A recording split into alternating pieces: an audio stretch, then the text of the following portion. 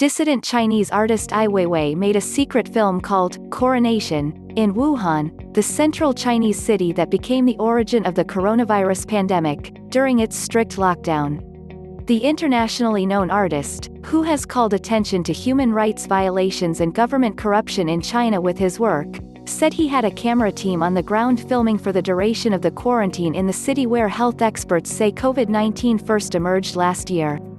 China has assumed the status of superpower on the global stage, yet it remains poorly understood by other nations, reads a statement on the artist's official website.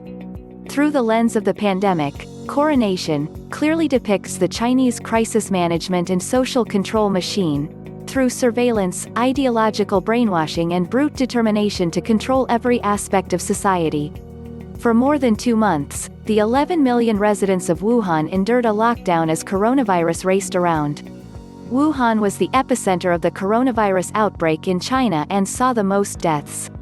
The city and most of the surrounding province was locked down from late January to early April. People couldn't leave or enter the city and were mostly restricted to their homes. The spread of the disease has been all but halted in China, though isolated outbreaks pop up sporadically. I directed the film remotely from Europe. The film's promotional statement continues. The film shows the changes that took place in a city and in individual space under the impact of the virus. It illustrates the value of individual life in the political environment, reflecting on the difficulties we face as individuals and countries in the context of globalization.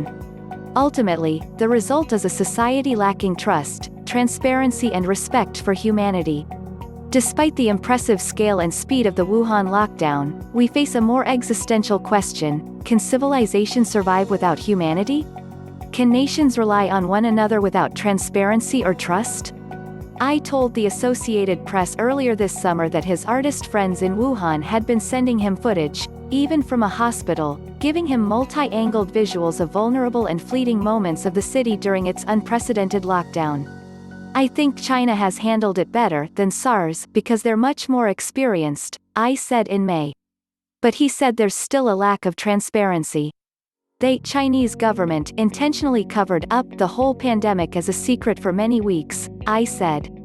In a certain sense, they will never change. I was arrested at Beijing's airport in April 2011 and incarcerated for 81 days without explanation. I was disappeared, he said, referring to his more than 2 months of jail time. After his release, China said I had confessed to tax evasion and fined $2.4 million. He has since left China on his Chinese passport and legally has the right to return to his homeland.